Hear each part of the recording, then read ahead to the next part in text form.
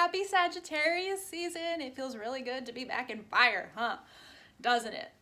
So this is a reading for Leo, Sun, Moon, Rising, Venus, in terms of what you can expect for Sagittarius season, what's coming down the pipe, what sort of energy you're sitting in, what that energy might be trying to tell you. So, okay, I've got kind of this camera set up. Very, very high tech and not at all just like a series of rigs. Anyway, I thought Roy was coming to like fuck it all up. But. So Leo, what can we expect for Sagittarius season? So what I would like you to do while I'm shuffling these cards, my little lion man or woman or person,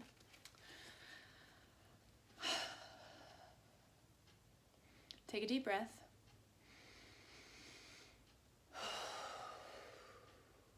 Just take a minute to breathe in, ask your highest self to step forward. Ask your guardian angels to step forward, your protectors, your guardians, your ancestors, the divine team that walks with you in every moment, the divine team that you have behind you in every moment, here to help you in every moment. You just have to remember to ask. Let's ask them to step forward.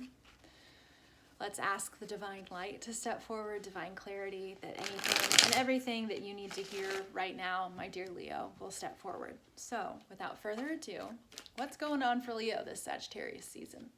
What can Leo expect? Spirit, I'd like a few cards, please. No more than 2. Okay, here we go. Oh, this is interesting. I saw this when I was shuffling the Hanged Man, and let me just... for a thumbnail, because it doesn't matter. All right. This is a pause. That can be hard for Leo, right? That can be challenging because it is that fire energy. It's that pushing forward. It's that needing things to go your way. And when you've got the Hanged Man, you're really being asked to see things from a different perspective, to enjoy the pause, to let that pause bring you enlightenment. And pausing is not always something that's fun to do. We like action, we like moving forward, we like shining, we like burning and consuming, and I don't mean consuming in like the material sense, thank you, Roy, but consuming in terms of like kind of that divine fire, right? In terms of it consumes everything that it comes into contact with, because it is that divine light, the spark of inspiration that keeps us going.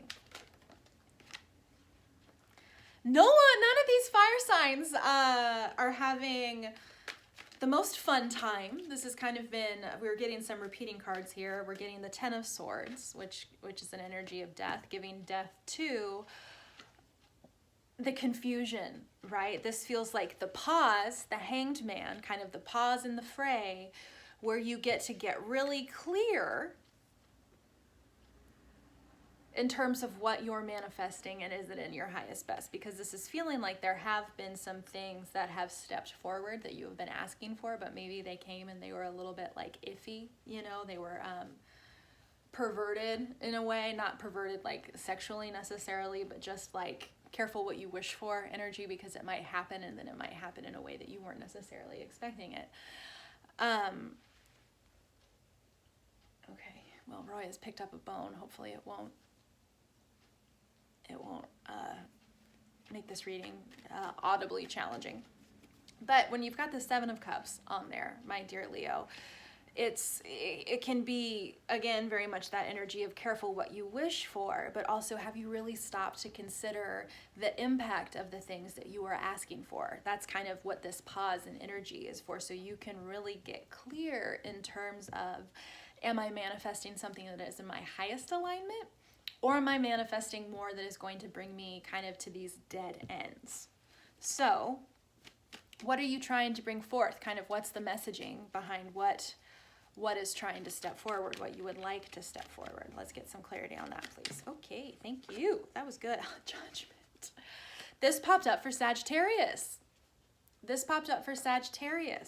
We can put ourselves off from judgment, because it is something that all of us instinctually fear, because we have been brought up in this 3D matrix that is so heavily indoctrinated in terms of this is good, this is bad, this is heaven, this is hell. You go to one of two places, you do not go to both.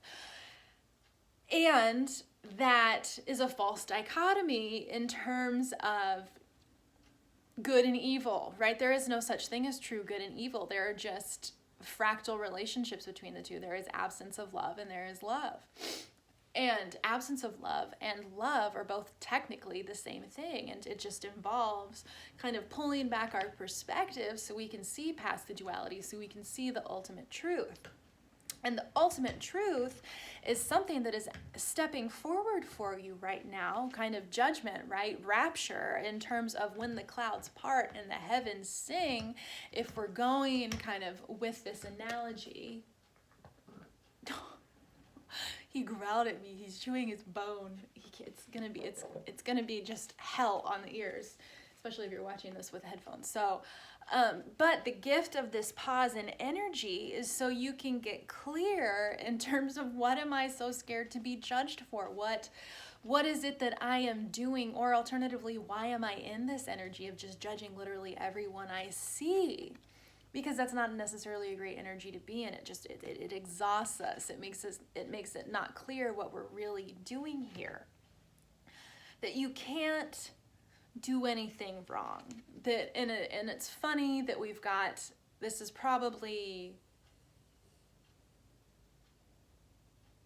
is it St. George and the Dragon? Is that the cross of St. George?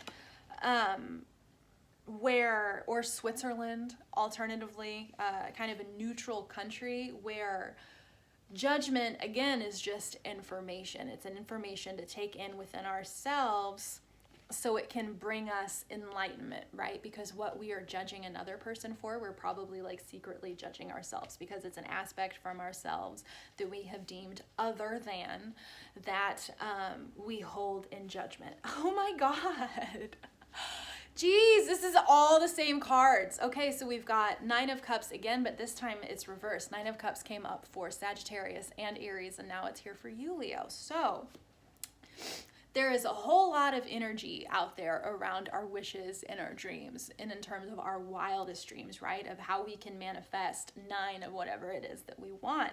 And this is emotional energy, right? And so this is kind of the push-pull between the emotional heart center and the 3D monkey reptilian brain that keeps us kind of in these anxious loops in terms of, well, I can't have that, because if I got that, I'd have that, and then I'd have that, and then I don't know what to do with that, and then therefore I'm not worthy and not deserving of all of my wildest wishes, so this can't come upright, so they can't be delivered.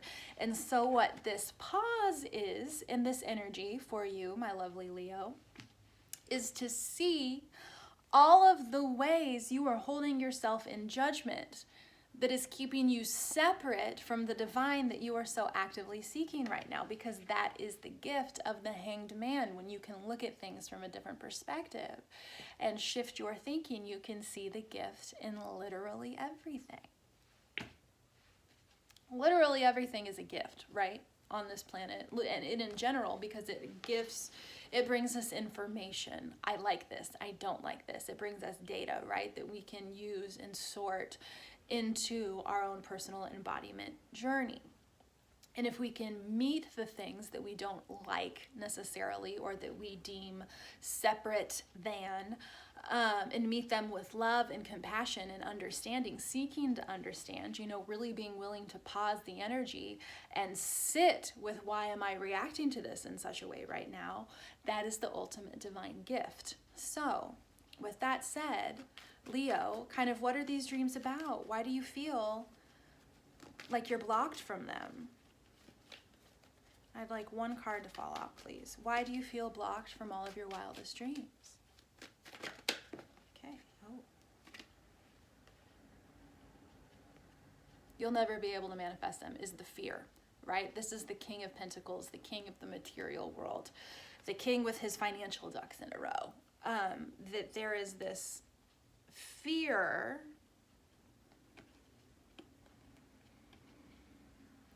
and it appears to have a lot to do with marriage and getting clear, or partnership, we've got the Four of Wands and the Five of Swords. That part of this dream involves a partnership, right? It involves being kind of this kingly, worldly man who has traveled the globe and found the riches, not only the riches of the material world, but also the riches of the experiences that he was there having while he was gaining this material richness.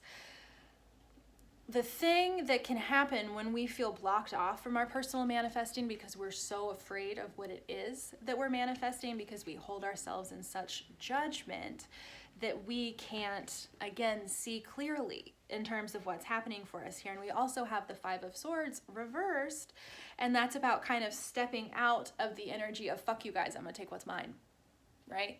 Because that's not good. That's not good for anyone. That tears people apart. That doesn't bring them together. And this is really a time where you are seeking to be brought together, whether that's in a partnership, in a romantic relationship, however that appears for you, whatever it is that you want to celebrate with another person and make official with another person. You want to be able to do that in the highest vibration possible, right? You want to be able to meet and bring in that energy in the highest vibrational possible so it can manifest in the highest vibrational possible. So it's really about meeting this pause in energy and being grateful for it while things kind of realign in your physical world, while you get your King of Pentacle energy upright.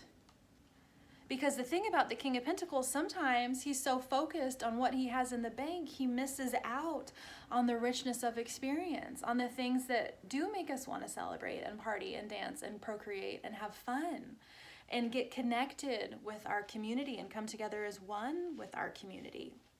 And so this feels like a little bit of a fear in terms of being separate from both the things that you want and also within your own community, because you do not have physically whatever it is that you are seeking right now, because it has not come manifested, because you're still in this anxious energy. And it's about appreciating the pause and the gift of what is dead, allowing it to fully die, allowing it to sort of return back to the earth, to give death to it, so you can get to this happily ever after. And the only three cards that we've got upright on this table are the Ten of Swords, the Hanged Man, and the Four of Wands. This death serves a purpose. This energetic pause serves a purpose, and this partnership serves a purpose. Alternatively, if those are things that you want and they've not stepped forward yet, allow them to. Give them the space that they need, and do not be afraid to sit and hold with arms outstretched right there yourself while these intense judgments, whether they're self-imposed or coming from others, step forward so you can be aligned within your truth that, bitch, that's not mine to carry. You can hold me in judgment, that's fine, but I know the truth. I know that I am a divine being, and I am doing my best simply by taking in air right now, simply by showing up for the human experience that I'm having and being aware that with my words I create. Abracadabra. If I didn't say that already, maybe I said that for Aries, not for Leo. But that is the Seven of Cups reversed. Abracadabra. From my words I create. So be careful what words you're using. Be careful what you're asking for. Trust the delays. Trust the pause. Trust the death. Trust the release.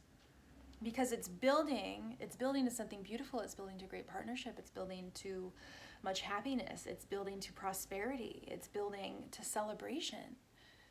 You just kind of have to give it the space that it needs, to give it the breath that it needs. So, Leo, what's the best way to hold our energy down in Sagittarius season? That's too many cards. Thank you very much. Too many.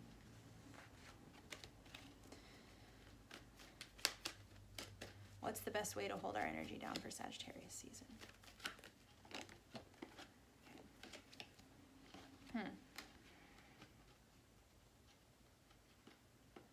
Same 2 cards fell out for Aries. So we've got a lot of repeating information here, which is good.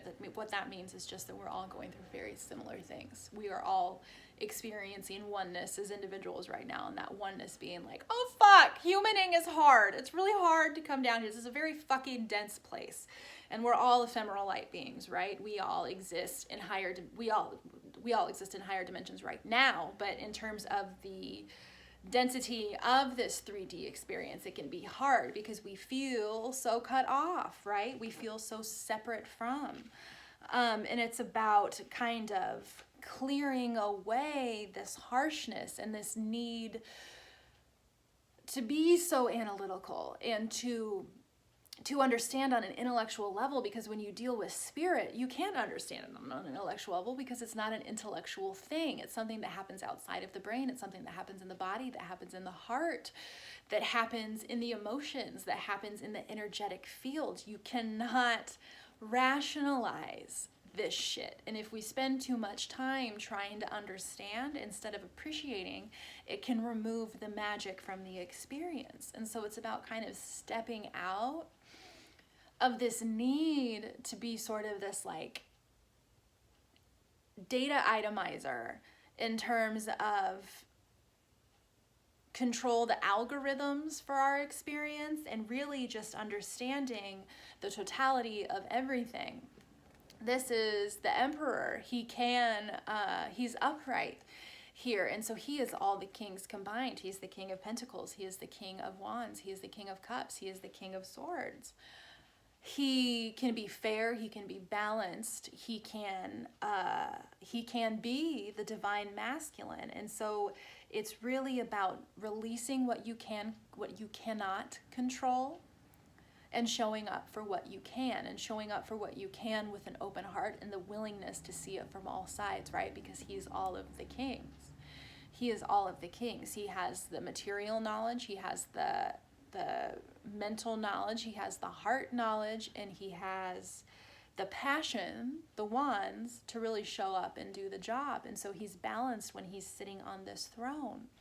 So really seek that embodiment of not only your highest self, but making sure that your internal masculine, your own divine masculine, is giving yourself the space and compassion that you need to get through this energetic gateway, because all of this intensity is building for something, right? 2020, it's going to be an adventure, and you can fucking do it. It just requires really, really, really, really, really sitting with and allowing and releasing that which is out of your control.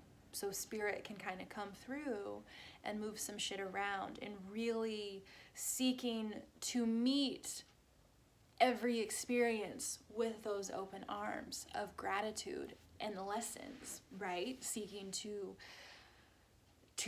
find the lesson in the experience. So, just casual shit. No big deal, Leo. You've got it.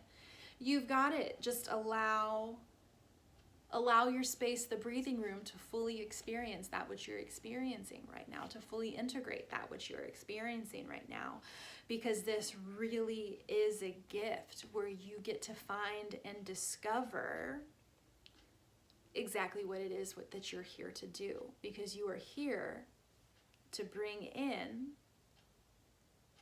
this new aligned celebratory energy. So with that, thank you so much for being here. If you're interested in scheduling a personal reading with me, you can do so by emailing me at adastraangel1111@gmail.com. I'll get back with you and we will take it from there. All of my love. Thank you so much for being here, and have a great Sagittarius season.